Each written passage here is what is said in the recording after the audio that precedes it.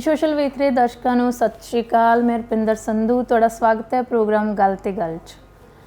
ਬਹੁਤ ਸਮਾਂ ਪਹਿਲਾਂ ਜਦੋਂ 15 ਜਾਂ 20 ਵਰੇ ਪਹਿਲਾਂ ਦੀ ਆਪਾਂ ਗੱਲ ਕਰੀਏ ਤਾਂ ਇੱਕ ਬੜੀ ਖੂਬਸੂਰਤ ਯਾਦ ਅੱਜ ਵੀ ਅਸੀਂ ਹਮੇਸ਼ਾ ਸੰਭਾਲ ਕੇ ਰੱਖਦੇ ਹੁੰਦੇ ਹਾਂ ਜੇ ਸਾਡੇ ਕੋਲ ਕਿਤੇ ਪਈ ਹੋਵੇ। ਇੱਕ ਦੌਰ ਹੁੰਦਾ ਸੀ ਜਦੋਂ ਆਪਾਂ ਚਿੱਠੀਆਂ ਲਿਖਦੇ ਹੁੰਦੇ ਸੀ। ਅੱਜ ਬੇਸ਼ੱਕ ਉਸ ਦੀ ਥਾਂ ਟੈਲੀਫੋਨ ਜਾਂ ਮੋਬਾਈਲ ਨੇ ਲੈ ਲਈ ਹੈ, ਪਰ ਫਿਰ ਵੀ ਜਿਨ੍ਹਾਂ ਲੋਕਾਂ ਨੇ ਉਸ ਸਮੇਂ ਨੂੰ ਵੇਖਿਆ ਹੈ, ਜਦੋਂ ਸਾਡੇ ਭੈਣ ਭਰਾ ਜਿਹੜੇ ਵਿਦੇਸ਼ਾਂ 'ਚ ਰਹਿੰਦੇ ਹੁੰਦੇ ਸੀ ਜਾਂ ਫਿਰ ਇੱਧਰਲੇ ਵੀ ਚਿੱਠੀ ਲਿਖਦੇ ਹੁੰਦੇ ਸੀ, ਤਾਂ ਉਹ ਚਿੱਠੀ ਜਦੋਂ ਘਰ ਦੇ ਵਿੱਚ ਡਾਕੀਆ ਦੇ ਕੇ ਜਾਂਦਾ ਸੀ, ਉਸ ਤੋਂ ਬਾਅਦ ਖੁੱਲ੍ਹਦੀ ਸੀ ਤਾਂ ਸਾਰਾ ਪਰਿਵਾਰ ਜਿਹੜਾ ਜੁੜ ਕੇ ਬੈਠ ਜਾਂਦਾ ਹੁੰਦਾ ਸੀ ਅਤੇ ਫਿਰ ਇੱਕ ਜਾਣਾ ਚਿੱਠੀ ਪੜ੍ਹ ਕੇ ਸੁਣਾਉਂਦਾ ਸੀ। ਅੱਜ ਉਸੇ ਸਮੇਂ ਨੂੰ ਯਾਦ ਕਰਾਂਗੇ ਅਤੇ ਹਮੇਸ਼ਾ ਦੀ ਤਰ੍ਹਾਂ ਮੇਰੇ ਨਾਲ ਹੋਣਗੇ ਗੁਰਦੀਪ ਗਰੇਵਾਲ। ਪਹਿਲਾਂ ਉਹਨਾਂ ਦਾ ਸਵਾਗਤ ਕਰਦੇ ਹਾਂ। ਸਤਿ ਸ਼੍ਰੀ ਅਕਾਲ ਭੈਣੇ, ਗੁਰਦੀਪ। ਕਿਵੇਂ ਹੋ? ਵਧੀਆ, ਠੀਕ ਠਾਕ। ਮੈਂ ਵੀ ਇੱਕ ਚਿੱਠੀ ਲਿਖੀ ਆ ਤੁਹਾਡੇ ਲਈ। ਇਹਨੂੰ ਹਾਲੇ ਨਾ ਖੋਲਿਓ, ਪਰ ਘਰੇ ਜਾ ਕੇ ਪੜ੍ਹ ਲਿਓ। ਹਾਂ, ਫਿਰ ਮੈਂ 10 ਸਾਲ ਬਾਅਦ ਇਹਦੇ ਬਾਰੇ ਗੱਲ ਵੀ ਕਰੂੰਗੀ। ਹਾਂ ਜ਼ਰੂਰ, ਹੈ ਨਾ ਭੈਣੇ। ਬਹੁਤ ਸੋਹਣੀ ਗੱਲ ਆ ਅਤੇ ਤੁਸੀਂ ਇਸ ਵਾਰ ਦਾ ਵਿਸ਼ਾ ਵੀ ਬਹੁਤ ਸੋਹਣਾ ਚੁਣਿਆ ਵੀ ਆਪਾਂ ਗੁਰਦੀਪ ਚਿੱਠੀਆਂ 'ਤੇ ਗੱਲ ਕਰਦੇ ਹਾਂ ਨਾ। ਬਾਕੀ ਮੈਂ ਕਦੇ ਚਿੱਠੀ ਲਿਖੀ ਆ ਚਿੱਠੀ, ਪਰ ਚਿੱਠੀ ਕਦੇ ਪੋਸਟ ਨਹੀਂ ਕੀਤੀ ਹੈ, ਕਿਉਂਕਿ ਇੰਨੀ ਛੋਟੀ ਉਮਰ ਦੇ ਵਿੱਚ ਲਿਖੀ ਸੀ ਤਾਂ ਪਤਾ ਹੀ ਨਹੀਂ ਸੀ ਹੁੰਦਾ ਵੀ ਪੋਸਟ ਕਿੱਥੋਂ ਕਰਨੀ ਹੈ, ਇਹ ਜਾਊਗੀ ਕਿਵੇਂ, ਪਹੁੰਚੂਗੀ ਕਿਵੇਂ। ਹੁਣ ਤਾਂ ਚੱਲ ਬੰਦਾ ਆਪਣੇ ਆਪ ਜਾ ਕੇ ਉੱਥੇ ਪੋਸਟ ਕਰ ਸਕਦਾ ਵਾ। ਪਰ ਸਾਡੇ ਘਰੇ ਮੈਂ ਕੁਛ ਚਿੱਠੀਆਂ, ਮਤਲਬ ਕੁਛ ਕੀ ਕਾਫੀ ਸਾਰੀਆਂ ਚਿੱਠੀਆਂ ਸੀ ਜਿਹੜੀਆਂ ਸਾਡੇ ਘਰੇ ਪਈਆਂ ਸੀ। ਜੇ ਮੇਰੀ ਭੂਆ ਹੁਣੇ ਬਾਹਰ ਰਹਿੰਦੇ ਸੀਗੇ ਤਾਂ ਉਹਨਾਂ ਦੀਆਂ ਕੁਛ ਲਿਖੀਆਂ ਹੋਈਆਂ, ਜਾਂ ਦਾਦਾ ਜੀ ਉਹਨਾਂ ਦੇ ਕਿਸੇ ਦੋਸਤ ਦੀਆਂ ਕੁਛ ਚਿੱਠੀਆਂ ਲਿਖੀਆਂ ਹੋਈਆਂ, ਉਹ ਪੜ੍ਹੀਆਂ ਜ਼ਰੂਰ ਨੇ। ਅਤੇ ਉਹਨਾਂ ਨੂੰ ਇੰਨੀ ਕਿਊਰੀਓਸਿਟੀ ਦੇ ਨਾਲ ਪੜ੍ਹਦੇ ਹੁੰਦੇ ਸੀ ਅਤੇ ਪੜ੍ਹ ਕੇ ਐਂ ਲੱਗਦਾ ਹੁੰਦਾ ਸੀ ਵੀ ਜਿਵੇਂ ਕਿਸੇ ਨਾ ਸ਼ਾਰਟ ਫਿਲਮ ਦੀ ਕੋਈ ਸਕ੍ਰਿਪਟ ਪੜ੍ਹ ਰਹੇ ਹੁੰਦੇ ਆ। ਇੰਨੇ ਸੋਹਣੇ ਤਰੀਕੇ ਨਾਲ ਲਿਖੀਆਂ ਜਾਂਦੀਆਂ ਸੀ ਉਹ। ਬਿਲਕੁਲ ਗੁਰਦੀਪ, ਮੇਰੇ ਵੀ ਨਾ ਇੱਕ ਮਾਸੀ ਜੀ ਰਹਿੰਦੇ ਨੇ ਜਗਰਾਉਂ ਨੇੜੇ। ਅੱਛਾ। ਅਤੇ ਉਹ ਪਿੰਡ ਐਵੇਂ ਦਾ ਵੀ, ਉੱਥੇ ਬਹੁਤ ਪਹਿਲੇ ਸਮੇਂ ਤੋਂ ਲੋਕ ਬਾਹਰ ਰਹਿੰਦੇ ਨੇ, ਹੈ ਨਾ। ਕੋਈ ਇੰਗਲੈਂਡ, ਅਮੈਰੀਕਾ, ਕਿਤੇ ਵੀ ਮਤਲਬ ਲੋਕ ਇੱਦਾਂ ਗਏ ਹੋਏ ਨੇ। ਤਾਂ ਉਹ ਤਕਰੀਬਨ 25 ਸਾਲ ਪਹਿਲਾਂ ਦੀ ਗੱਲ ਆ ਵੀ ਉਦੋਂ ਮੈਂ 14-15 ਸਾਲ ਦੀ ਸੀਗੀ ਅਤੇ ਮੇਰੇ ਮਾਸੀ ਦਾ ਬੇਟਾ ਇੰਗਲੈਂਡ ਗਿਆ। ਅੱਛਾ। ਅਤੇ ਮਾਸੀ ਦੇ ਘਰੇ ਜਿਹੜੀ ਉਹਨਾਂ ਦੀ ਬੇਟੀ ਸੀ ਉਹ ਹੋਸਟਲ 'ਚ ਰਹਿੰਦੀ ਸੀ ਲੁਧਿਆਣੇ, ਅਤੇ ਮੈਂ ਉਹਨਾਂ ਕੋਲੇ ਰਹਿੰਦੀ ਹੁੰਦੀ ਸੀ। ਉਹਨਾਂ ਨੇ ਫਿਰ ਮੈਨੂੰ ਰਾਤ ਨੂੰ ਜਦੋਂ ਸਾਰੇ ਕੰਮ ਨਿਬੇੜ ਲੈਣੇ ਨੇ, ਉਹਨਾਂ ਮੈਨੂੰ ਰਾਤ ਨੂੰ ਬਿਠਾਉਣਾ ਵੀ ਲਿਆ ਤੇਰੇ ਵੀਰੇ ਨੂੰ ਚਿੱਠੀ ਲਿਖੀ ਹੈ ਨਾ। ਅੱਛਾ। ਫਿਰ ਉਹਨਾਂ ਨੇ ਯਾਦ ਕਰਨੀਆਂ ਗੱਲਾਂ ਅਤੇ ਫਿਰ ਉਹ ਸਾਰੀਆਂ ਚਿੱਠੀ 'ਚ ਲਿਖਾਉਣੀਆਂ। ਅਤੇ ਜਿਹੜੀ ਭਾਬੀ ਸੀਗੀ ਵੀਰੇ ਦੀ ਵਾਈਫ, ਉਹ ਇੰਗਲੈਂਡ ਦੀ ਜੰਪਲ ਸੀ, ਉਹਨੂੰ ਪੰਜਾਬੀ ਨਹੀਂ ਸੀ ਆਉਂਦੀ। ਫਿਰ ਉਦੋਂ ਤੁਹਾਨੂੰ ਪਤਾ ਵੀ ਆਪਣੀ ਵੀ ਅੰਗਰੇਜ਼ੀ ਕੋਈ ਬਹੁਤੀ ਹਾਈ ਫਾਈ ਨਹੀਂ ਸੀਗੀ, ਅਤੇ ਫਿਰ ਉਹਨੂੰ ਪਹਿਲੀਆਂ 2 ਲਾਈਨਾਂ ਲਿਖਣੀਆਂ ਨਾ ਅੰਗਰੇਜ਼ੀ ਦੇ ਵਿੱਚ ਵੀ ਭਾਬੀ ਤੇਰਾ ਕੀ ਹਾਲ ਚਾਲ ਹੈ, ਉਹਨੂੰ ਹਾਈ ਕਰਨੀ ਭਾਬੀ। ਅਤੇ ਫਿਰ ਸਾਰੀ ਚਿੱਠੀ ਜਿਹੜੀ ਉਹ ਪੰਜਾਬੀ 'ਚ ਲਿਖਣੀ ਵੀ ਵੀਰਾ ਪੜ੍ਹ ਲਵੇ ਅਤੇ ਭਾਬੀ ਨੂੰ ਸੁਣਾ ਦੇਵੇ, ਹੈ ਨਾ। ਅਤੇ ਮਤਲਬ ਉਦੋਂ ਬੜਾ ਚਾਅ ਹੁੰਦਾ ਸੀ। ਫਿਰ ਉਹਨਾਂ ਨੇ ਘਰ ਦੀਆਂ ਸਾਰੀਆਂ ਗੱਲਾਂ ਲਿਖਵਾਉਣੀਆਂ ਵੀ ਭੈਣ ਦੀ ਪੜ੍ਹਾਈ ਕਿਵੇਂ ਚੱਲਦੀ ਆ, ਮੈਂ ਕਿਵੇਂ ਰਹਿੰਦੀ ਹਾਂ, ਜਾਂ ਆਂਢ ਗੁਆਂਢ ਬਾਰੇ ਵੀ ਦੱਸਿਆ ਜਾਂਦਾ ਹੁੰਦਾ ਸੀ ਵੀ ਉਹਨਾਂ ਦਾ ਕੀ ਹਾਲ ਆ। ਫਿਰ ਆਸ ਗੁਆਂਢ ਕੀ ਡੰਗਰ ਪਸ਼ੂ ਬਾਰੇ ਵੀ ਦੱਸਿਆ ਜਾਂਦਾ, ਫਲਾਣੀ ਮੱਝ ਨੇ ਕੱਟੀ ਦਿੱਤੀ ਆ, ਫਲਾਣੇ ਨੇ ਕੱਟਾ ਦਿੱਤਾ। ਬਿਲਕੁਲ। ਅਤੇ ਫਿਰ ਕਦੇ ਕਦੇ ਗੁਰਦੀਪ ਨਾ ਉਹਨਾਂ ਨੇ ਰੋਣ ਲੱਗ ਜਾਣਾ ਵੀ ਯਾਦ ਆਉਣੀ, ਤਾਂ ਰੋਂਦੇ ਹੁੰਦੇ ਨੇ ਨਾ ਮਾਂ ਪਿਓ, ਤਾਂ ਉਹ ਵੀ ਕਦੀ ਕਦੀ ਫਿਰ ਉਹਨਾਂ ਨੇ ਭਾਵੁਕ ਹੋ ਜਾਣਾ। ਅਤੇ ਫਿਰ ਮੈਂ ਮਤਲਬ ਵਿੱਚ 1-2 ਲਾਈਨਾਂ ਇਹ ਵੀ ਲਿਖ ਦੇਣੀਆਂ ਵੀ ਮਾਸੀ ਤੁਹਾਨੂੰ ਯਾਦ ਕਰ ਰਹੀ ਆ ਅਤੇ ਇਸ ਟਾਈਮ ਹੈ ਨਾ ਉਹ ਰੋ ਰਹੀ ਆ। ਅਤੇ ਉਹ ਫਿਰ ਪੜ੍ਹ ਕੇ ਉਦੋਂ ਤਾਂ ਚਿੱਠੀ 15-20 ਦਿਨਾਂ ਬਾਅਦ ਮਿਲਦੀ ਹੁੰਦੀ ਸੀਗੀ। ਫਿਰ ਇੱਦਾਂ ਹੀ ਵੀਰੇ ਨੇ ਜਦੋਂ ਜਵਾਬ ਦੇਣਾ ਤਾਂ ਫਿਰ ਉਹ ਚਿੱਠੀ ਪੜ੍ਹਨੀ, ਅਤੇ ਫਿਰ ਜਿਹੜੀ ਕੋਈ ਗੱਲ ਲੁਕਾਉਣ ਵਾਲੀ ਹੋਣੀ ਤਾਂ ਭੈਣ ਨੇ ਕਹਿਣਾ ਵੀ ਜਦੋਂ ਚਿੱਠੀ ਆਈ ਵੀਰੇ ਦੀ, ਤਾਂ ਜੇ ਕੋਈ ਇਹੋ ਜਿਹੀ ਗੱਲ ਹੋਊ ਜਿਹੜੀ ਮੰਮੀ ਨੂੰ ਨਹੀਂ ਦੱਸਣ ਵਾਲੀ ਤਾਂ ਤੂੰ ਉਹਨਾਂ ਨੂੰ ਪੜ੍ਹ ਕੇ ਨਾ ਸੁਣਾਈ, ਹੈ ਨਾ। ਪਰ ਉਹ ਪੜ੍ਹ ਲੈਂਦੇ ਸੀ ਆਪ ਵੀ।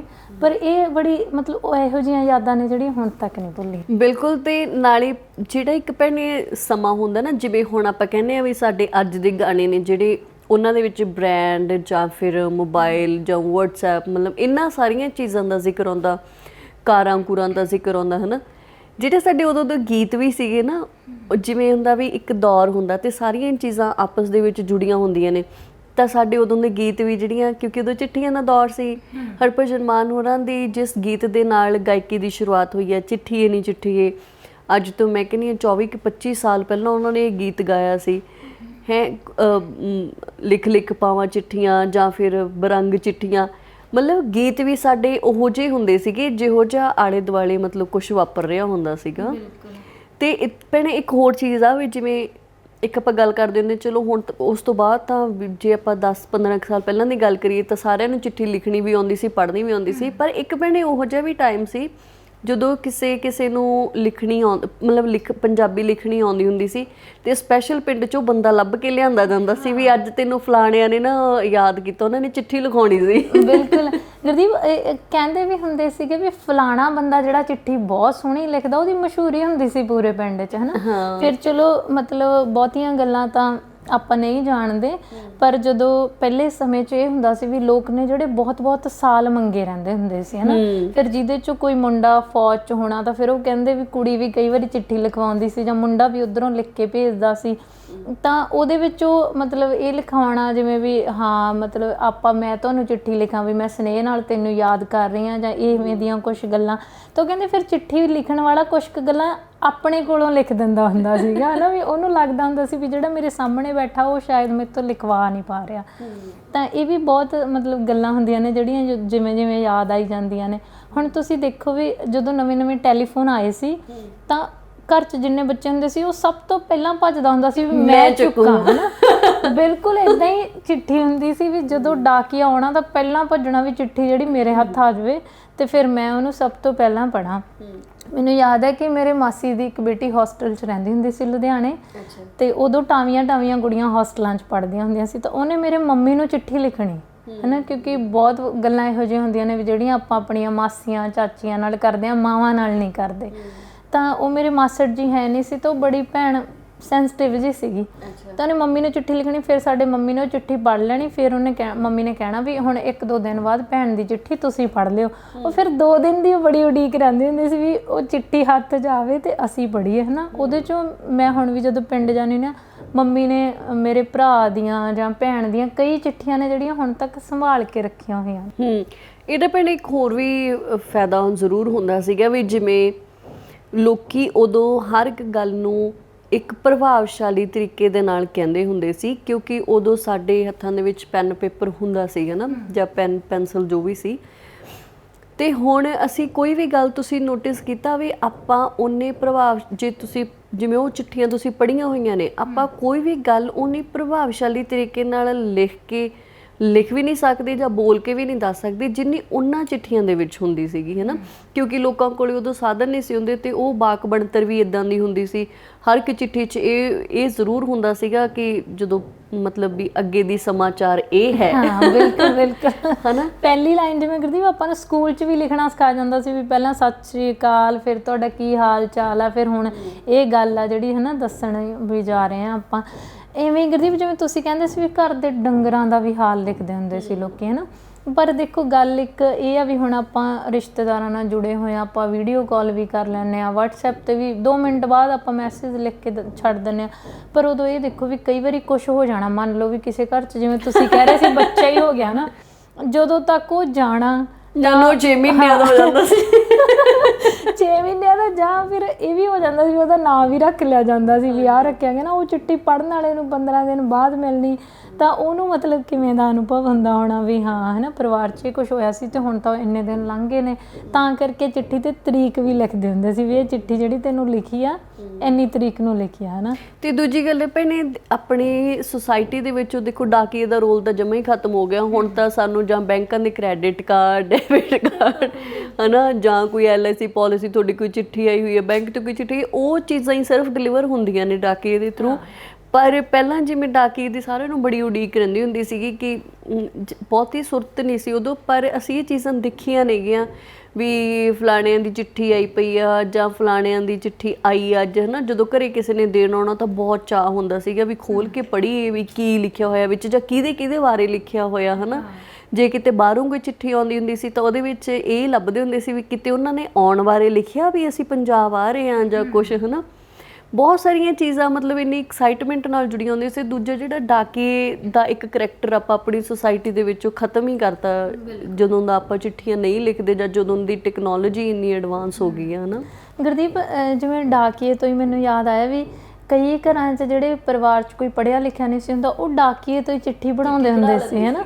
ਫਿਰ ਉਹ ਕਹਿ ਦਿੰਦਾ ਸੀ ਵੀ ਮੈਂ ਹਲੇ ਹੋਰ ਘਰਾਂ 'ਚ ਵੀ ਚਿੱਠੀਆਂ ਦੇਣ ਜਾਣਾ ਅਤੇ ਮੇਰਾ ਟਾਈਮ ਖਰਾਬ। ਫਿਰ ਉਹ 5-7 ਰੁਪਈਏ ਵੀ ਦਿੰਦੇ ਹੁੰਦੇ ਸੀ ਚਿੱਠੀ ਬਣਾਉਣ ਬਦਲੇ ਨਾ।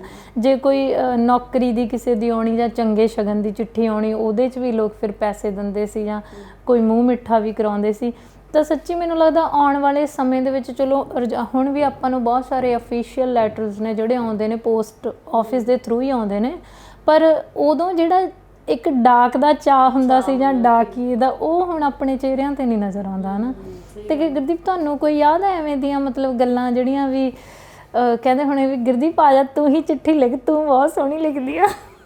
ਨਹੀਂ, ਐਵੇਂ ਦੀ ਤਾਂ ਨਹੀਂ ਯਾਦ, ਪਰ ਮੈਂ ਹਾਂ ਚਿੱਠੀ ਵੈਸੇ ਲਿਖੀ ਵੀ ਮੈਂ ਆਪਣੀ ਭੂਆ ਨੂੰ ਸੀ, ਪਰ ਮੈਂ ਉਹ ਕਦੇ ਪੋਸਟ ਨਹੀਂ ਕਰ ਪਾਈ। ਸ਼ਾਇਦ ਕਿਤੇ ਨਾ ਕਿਤੇ ਸਾਡੇ ਘਰੇ ਵੈਸੇ ਹਲੇ ਵੀ ਕਿਤੇ ਪਈ ਹੋਣੀ ਆ, ਜਿੱਥੇ ਆਪਾਂ ਸਾਰਾ ਕੁਛ ਆਪਣੀਆਂ ਪੁਰਾਣਾ ਸਮਾਨ ਸਮੂਨ ਸਾਂਭ ਕੇ ਰੱਖਦੇ ਆ, ਹੈ ਨਾ, ਵੀ ਚਿੱਠੀਆਂ ਚੁੱਠੀਆਂ ਜਾਂ ਜ਼ਮੀਨਾਂ ਦੇ ਕਾਗਜ਼ ਹੁੰਦੇ, ਸ਼ਾਇਦ ਕਿਤੇ ਉਹ ਹਲੇ ਵੀ ਉੱਥੇ ਪਈ ਹੋਵੇ। ਪਰ ਜਿਵੇਂ ਚਿੱਠੀ ਲਿਖਣਾ ਵੀ ਭੈਣੇ ਇੱਕ ਕਲਾ ਹੁੰਦੀ ਹੈ, ਹਰੇਕ ਨੂੰ ਨਹੀਂ ਆਉਂਦੀ ਹੁੰਦੀ, ਹੈ ਨਾ। ਤਾਂ ਉਦੋਂ ਵੀ ਜਿਵੇਂ ਜਦ ਲਿਖਣਾ ਵੀ ਹੁਣ ਕੀ ਲਿਖਾਂ ਸੋਚ ਕੇ, ਫਿਰ ਮੈਂ ਮੰਮੀ ਨੂੰ ਜਾ ਕੇ ਪੁੱਛ ਕੇ ਆਇਆ ਕਰਨਾ, ਮੰਮੀ ਆਹ ਚੀਜ਼ ਲਿਖਦਾ ਭੂਆ ਨੂੰ ਵੀ ਅਸੀਂ ਹੁਣ ਆਹ ਕਰੇ। ਫਿਰ ਮੈਂ ਉਹ 'ਚ ਲਿਖਿਆ ਵੀ ਜਿਸ ਵੇਲੇ ਮੈਂ ਤੁਹਾਨੂੰ ਚਿੱਠੀ ਲਿਖ ਰਹੀ ਹਾਂ ਤਾਂ ਉਸ ਵੇਲੇ ਘਰ ਦਾ ਮਾਹੌਲ ਇਹ ਹੈ, ਮੰਮੀ ਆਹ ਕਰ ਰਹੇ ਨੇ, ਦਾਦਾ ਜੀ ਆਹ ਕਰ ਰਹੇ ਨੇ, ਜਾਂ ਅਸੀਂ ਤਿੰਨੋਂ ਭੈਣ ਭਰਾ ਬਹੁਤ ਖੁਸ਼ ਹਾਂ, ਪਰ ਅਸੀਂ ਤੁਹਾਨੂੰ ਚੇਤੇ ਕਰਦੇ ਹਾਂ, ਭੂਆ ਜੀ ਤੁਸੀਂ ਛੇਤੀ ਗੇੜਾ ਮਾਰੋ। ਪਰ ਉਹ ਅਨਫੋਰਚੂਨੇਟਲੀ ਪੋਸਟ ਹੀ ਨਹੀਂ ਕਰ ਪਾਏ ਹੈਗੇ, ਹੈ ਨਾ। ਪਰ ਮਤਲਬ ਵਧੀਆ ਚੀਜ਼ ਸੀਗੀ। ਜੇ ਅੱਜ ਵੀ ਉਹ ਚੀਜ਼ਾਂ ਅੱਗੇ ਦੇਖ ਲਓ ਭੈਣੇ, ਜਦੋਂ ਕਿਸੇ ਦਾ ਚਲੋ ਜਨਮ ਦਿਨ ਜਾਂ ਕਿਸੇ ਦੇ ਘਰੇ ਵੈਸੇ ਕੋਈ ਖੁਸ਼ੀ ਹੁੰਦੀ ਸੀ ਜਾਂ ਕੋਈ ਦਿਨ ਤਿਉਹਾਰ ਹੁੰਦਾ ਸੀ, ਆਪਾਂ ਇੱਕ ਦੂਜੇ ਨੂੰ ਫੋਨ ਕਰਕੇ ਵਧਾਈਆਂ ਦਿੰਦੇ ਸੀ ਕਿ ਨਹੀਂ ਦਿੰਦੇ ਸੀ। ਹੁਣ ਉਹ ਜਿਹੜੀਆਂ ਵਧਾਈਆਂ ਨੇ ਉਹ ਸਿਰਫ WhatsApp 'ਤੇ ਇੱਕ ਮੈਸੇਜ ਦੇ ਨਾਲ ਖ਼ਤਮ ਹੋ ਜਾਂਦੀਆਂ ਨੇ। ਇੱਕ ਦਿਨ ਸਾਡੇ ਮੇਰੇ ਮਾਸੀ ਦਾ ਬੇਟਾ, ਉਹ ਵੀਰ ਜੀ ਸਾਡੇ ਸਾਰਿਆਂ ਤੋਂ ਵੱਡੇ ਨੇਗੇ, ਉਹ ਕਹਿੰਦੇ ਅੱਗੇ ਜਨਮ ਦਿਨ ਦੇ ਬਹਾਨੇ ਨਾ ਘੱਟੋ ਘੱਟ ਸਾਲ ਬਾਅਦ ਹੀ ਸਹੀ ਇੱਕ ਦੂਜੇ ਨਾਲ ਗੱਲ ਤਾਂ ਕਰ ਲੈਂਦੇ ਸੀ। ਹੁਣ ਤਾਂ ਕਹਿੰਦੇ ਉਹ ਵੀ ਮੈਸੇਜ ਦੇ ਥਰੂ ਹੀ ਰਹਿ ਗਿਆ, ਵੀ ਹੁਣ ਆਪਾਂ ਉਹ ਵੀ ਗੱਲ ਕਰਨੋਂ ਰਹਿ ਗਏ। ਦੇਖੋ ਕਿੱਥੋਂ ਤੁਰੇ ਸੀ ਆਪਾਂ, ਚਿੱਠੀਆਂ ਤਾਰਾਂ ਤੋਂ ਲੈ ਕੇ ਫਿਰ ਆਪਾਂ ਟੈਲੀਫੋਨ 'ਤੇ ਗੱਲ ਕਰਨ 'ਤੇ ਆ ਗਏ, ਫਿਰ ਆਪਾਂ WhatsApp ਦੇ ਉੱਪਰ ਆ ਗਏ, ਫਿਰ ਆਪਾਂ ਮੈਸੇजेस ਦੇ ਉੱਪਰ ਆ ਗਏ। ਇਹਦੇ ਨਾਲ ਆਪਣਾ ਜਿਹੜਾ ਕਮਿਊਨੀਕੇਸ਼ਨ ਆ ਕਿੰਨਾ ਜ਼ਿਆਦਾ ਘਟ ਗਿਆ, ਹੈ ਨਾ। ਹੁਣ ਆਪਾਂ ਕਹਿੰਦੇ ਆ ਵੀ ਉਹ ਲੋਕਾਂ ਨੂੰ ਡਿਪਰੈਸ਼ਨ ਆ, ਹੈ ਨਾ। ਡਿਪਰੈਸ਼ਨ ਤਾਂ ਹੋਣਾ ਹੀ ਹੈ ਕਿਉਂਕਿ ਆਪਣੀ ਗੱਲ ਹੀ ਨਹੀਂ ਕਿਸੇ ਤੱਕ ਪਹੁੰਚਦੀ, ਆਪਾਂ ਕਿਸੇ ਨੂੰ ਗੱਲ ਹੀ ਨਹੀਂ ਦੱਸਦੇ।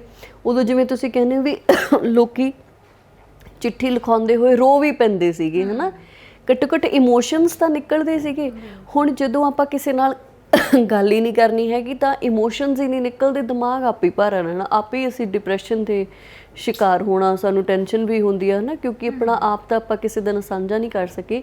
ਮਤਲਬ ਇਹ ਵਧੀਆ ਚੀਜ਼ ਸੀਗੀ ਜਦੋਂ ਆਪਾਂ ਚਿੱਠੀਆਂ ਲਿਖਦੇ ਹੁੰਦੇ ਸੀ ਤੇ ਚਿੱਠੀਆਂ ਆਉਂਦੀਆਂ ਸੀਗੀਆਂ। ਗੁਰਦੀਪ ਮੈਨੂੰ ਇਹ ਵੀ ਲੱਗਦਾ ਵੀ ਚਿੱਠੀ ਲਿਖਣੀ ਨਾ ਇੱਕ ਬਹੁਤ ਕਿਤੇ ਕਈ ਚੀਜ਼ਾਂ 'ਚ ਬੜਾ ਸੋਹਣਾ ਰੋਲ ਵੀ ਨਿਭਾਉਂਦੀ ਸੀ। ਮੰਨ ਲਓ ਹੁਣ ਮਤਲਬ ਘਰਾਂ 'ਚ ਜਦੋਂ ਲੜਾਈਆਂ ਹੁੰਦੀਆਂ ਨੇ, ਆਪਣੇ ਕੋਲ ਮੋਬਾਈਲ ਹੁੰਦਾ, ਆਪਾਂ ਕਿਤੇ ਵੀ ਪਾਸੇ ਜਾ ਕੇ ਜਿਹੜੀ ਸਾਰੀ ਘਰ ਦੀ ਗੱਲ ਆ ਉਹ ਦੂਜੇ ਘਰ 'ਚ ਦੱਸ ਦਿੰਦੇ ਹਾਂ, ਹੈ ਨਾ। ਪਹਿਲਾਂ ਹੁੰਦਾ ਸੀ ਵੀ ਤੁਸੀਂ ਸਿਰਫ ਚਿੱਠੀ ਲਿਖਣੀ ਆ ਅਤੇ ਉਹ ਚਿੱਠੀ 'ਚ ਤੁਸੀਂ ਓਨਾ ਕੁ ਸੰਕੋਚ ਕੇ ਲਿਖਦੇ ਹੁੰਦੇ ਸੀ ਵੀ ਉਹ ਦੂਜੇ ਘਰ 'ਚ ਜਾਣੀ ਆ ਅਤੇ ਉੱਥੇ ਸਾਰਿਆਂ ਨੇ ਪੜ੍ਹ ਲੈਣੀ ਆ, ਹੈ ਨਾ। ਤਾਂ ਕਿੰਨੇ ਜਿਹੜੇ ਰੋਸਤੇ ਸ਼ਿਕਵੇ ਨੇ ਉਹ ਘਰਾਂ 'ਚ ਹੀ ਲੁਕੇ ਰਹਿੰਦੇ ਸੀਗੇ। ਅਤੇ ਹੁਣ ਆਹ ਜਿਹੜੀਆਂ ਚੀਜ਼ਾਂ ਆ ਗਈਆਂ ਨੇ ਇਹਨਾਂ ਨੇ ਚਲੋ ਉਹ ਵੀ, ਹੈ ਨਾ, ਹੁਣ ਕਸਰ ਕੱਢਤੀ ਸਾਰੀਆਂ ਚੀਜ਼ਾਂ ਦੀ। ਪਰ ਦੂਜੇ ਪਾਸੇ ਤੁਹਾਨੂੰ ਪਤਾ ਹੁਣ ਬੱਚਿਆਂ ਨੂੰ ਜਦੋਂ ਕੋਈ ਮਾਤਾ ਪਿਤਾ ਦਾ ਦਿਨ ਆਉਂਦਾ ਜਾਂ ਕੋਈ ਇਹੋ ਜਿਹਾ ਦਿਨ, ਬੱਚੇ ਆਪਾਂ ਨੂੰ ਕਾਰਡ ਛੋਟੇ ਛੋਟੇ ਬਣਾ ਕੇ ਦਿੰਦੇ ਆ, ਰੂਪ ਇਹਨਾਂ ਚੀਜ਼ਾਂ ਦਾ, ਪਰ ਤੁਹਾਨੂੰ ਉਹ 'ਚ ਕਦੇ ਉਹ ਮਜ਼ਾ ਨਹੀਂ ਆਊਗਾ ਕਿਉਂਕਿ ਇੱਕ ਫਰਜ਼ੀ ਜਿਹਾ ਕੰਮ ਹੋ ਗਿਆ, ਹੈ ਨਾ। ਪਰ ਬਹੁਤ ਮਤਲਬ ਕਿਸਮਤ ਵਾਲੇ ਨੇ ਲੋਕ ਉਹ, ਜਿਨ੍ਹਾਂ ਨੇ ਮੈਂ ਕਹਿੰਦੀ ਉਹ ਵੇਲਾ ਦੇਖਿਆ ਅਤੇ ਅੱਜ ਵੀ ਜਿਨ੍ਹਾਂ ਕੋਲ ਉਹ ਕਾਗਜ਼ ਭਾਵੇਂ ਪੀਲੇ ਪੈ ਗਏ ਹੋਣੇ ਨੇ ਪਰ ਉਹ ਯਾਦ ਆ ਜਿਹੜੀ ਉਹ ਨਹੀਂ, ਹੈ ਨਾ, ਕਦੇ ਵੀ ਮੱਠੀ ਪੈ ਸਕਦੀ ਤੇ ਉਹਨਾਂ ਨੇ ਸੰਭਾਲ ਕੇ ਰੱਖੀ। ਬਿਲਕੁਲ, ਇਹ ਮੈਨੂੰ ਲੱਗਦਾ ਕਿਸੇ ਵੀ ਚੀਜ਼ ਦਾ ਕੋਈ ਵੀ ਟਾਈਮ ਨਹੀਂ ਹੋਣਾ ਚਾਹੀਦਾ ਵੀ ਹੁਣ ਤਾਂ ਲੰਘ ਗਿਆ, ਹੁਣ ਕੌਣ ਕਰਦਾ ਉਵੇਂ ਦੀ ਚੀਜ਼ਾਂ। ਪਰ ਜੇ ਤੁਹਾਡਾ ਮਨ ਕਰਦਾ ਤਾਂ ਤੁਸੀਂ ਕਿਸੇ ਵੀ ਵੇਲੇ ਕਰ ਸਕਦੇ ਹੋ। ਤਾਂ ਮੈਂ ਕਹਿੰਦੀ ਹਾਂ ਹੁਣ ਵੀ ਜੇ ਕਿਸੇ ਦਾ ਦਿਲ ਕਰਦਾ ਤਾਂ ਤੁਸੀਂ ਚਿੱਠੀ ਜ਼ਰੂਰ ਲਿਖਿਓ ਕਿਸੇ ਨਾਲ, ਆਪਣੇ ਇੱਕ ਪਿਆਰੇ ਨੂੰ। ਜੇ ਤੁਸੀਂ ਬਾਹਰ ਰਹਿੰਦੇ ਹੋ ਜਾਂ ਤੁਸੀਂ ਇੱਧਰ ਰਹਿੰਦੇ ਹੋ, ਜਿਹਨੂੰ ਵੀ ਮਰਜ਼ੀ ਲਿਖ ਦਿਓ, ਆਪਣੇ ਕਿਸੇ ਦੋਸਤ ਨੂੰ ਲਿਖ ਦਿਓ, ਆਪਣੇ ਕਿਸੇ ਰਿਸ਼ਤੇਦਾਰ ਜਾਂ ਕਿਸੇ ਪਰਿਵਾਰ ਵਾਲੇ ਨੂੰ ਲਿਖ ਦਿਓ। ਤੇ ਮੈਂ ਜਿਹੜੀ ਦਿੱਤੀ ਨਾਲੇ ਉਹ ਪੜ੍ਹ ਲਿਓ ਜ਼ਰੂਰ। ਮੈਂ ਜ਼ਰੂਰ ਪੜ੍ਹੂੰਗੀ, ਪਰ ਮੈਂ ਇਹ ਵੀ ਕਹਿੰਦੀ ਹਾਂ ਵੀ ਸਹੀ ਵਾਲੀ ਚਿੱਠੀ ਲਿਖਿਓ ਜ਼ਰੂਰ। ਵਧੀਆ ਚੀਜ਼ ਆ ਇਹ। ਇਹਦੇ ਨਾਲ ਵੈਸੇ ਵੀ ਆਪਣੇ ਜਿਹੜੇ ਲਿਖਾਈ ਤਾਂ ਚਲੋ ਹੁਣ ਕਿਸੇ ਦੀ ਵਧੀਆ ਕਿਸੇ ਦੀ ਘਟੀਆ, ਲਿਖਾਈ ਤਾਂ ਨਹੀਂ ਸੁਧਰਨ ਲੱਗੀ। ਯਾਦ ਆ ਗਿਆ ਮੈਨੂੰ, ਜਿਹਦੀ ਸਭ ਤੋਂ ਸੋਹਣੀ ਲਿਖਾਈ ਹੁੰਦੀ ਸੀ ਉਹ ਤੋਂ ਵੀ ਚਿੱਠੀ ਲਿਖਾਈ ਜਾਂਦੀ ਸੀ। ਤੇ ਇਹਦੇ ਨਾਲ ਆਪਾਂ ਆਪਣੇ ਆਪ ਨੂੰ ਇੱਕ ਆਪਾ ਵਿਅਕਤ ਕਰਨਾ ਨਾ, ਉਹ ਇੱਕ ਕਲਾ ਜ਼ਰੂਰ ਆਉਂਦੀ ਹੈ ਚਿੱਠੀਆਂ ਲਿਖਣ ਦੇ ਨਾਲ। ਚਿੱਠੀਆਂ ਲਿਖੋ ਜਾਂ ਫਿਰ ਤੁਸੀਂ ਆਪਣੀ ਪਰਸਨਲ ਡਾਇਰੀ ਜ਼ਰੂਰ ਲਿਖੋ, ਪਰ ਲਿਖਣ ਦੀ ਆਦਤ ਸਾਨੂੰ ਸਾਰਿਆਂ ਨੂੰ ਹੋਣੀ ਚਾਹੀਦੀ ਹੈ, ਐਕਸਪ੍ਰੈਸਿਵ ਸਾਨੂੰ ਸਾਰਿਆਂ ਨੂੰ ਹੋਣਾ ਚਾਹੀਦਾ। ਪ੍ਰੋਗਰਾਮ ਗੱਲ ਤੇ ਗੱਲ ਦੇ ਇਸ ਚਿੱਠੀਆਂ ਵਾਲੇ ਐਪੀਸੋਡ ਦੇ ਨਾਲ ਅਸੀਂ ਤੁਹਾਡੇ ਤੋਂ ਇਜਾਜ਼ਤ ਚਾਹੁੰਦੇ ਹਾਂ। ਅਗਰ ਤੁਸੀਂ ਵੀ ਸਾਨੂੰ ਚਿੱਠੀ ਪਾਉਣਾ ਚਾਹੁੰਦੇ ਹੋ ਸਾਡੇ ਕਿਸੇ ਪ੍ਰੋਗਰਾਮ ਬਾਬਤ ਜਾਂ ਇਸੇ ਕਿਸੇ ਪ੍ਰੋਗਰਾਮ ਬਾਬਤ, ਤਾਂ ਅਸੀਂ ਇਸ ਪ੍ਰੋਗਰਾਮ ਦੀ ਡਿਸਕ੍ਰਿਪਸ਼ਨ ਦੇ ਵਿੱਚ ਆਪਣਾ ਜ਼ਰੂਰ ਐਡਰੈਸ ਛੱਡਾਂਗੇ, ਤੁਸੀਂ ਉੱਥੇ ਸਾਨੂੰ ਚਿੱਠੀਆਂ ਪੋਸਟ ਕਰ ਸਕਦੇ ਹੋ। ਬਾਕੀ ਮੈਨੂੰ ਗੁਰਦੀਪ ਗਰੇਵਾਲ ਨੂੰ, ਭੈਣ ਰੁਪਿੰਦਰ ਸੰਧੂ ਹੋਰਾਂ ਨੂੰ ਇਜਾਜ਼ਤ ਦਿਓ। ਸਤਿ ਸ਼੍ਰੀ ਅਕਾਲ ਜੀ।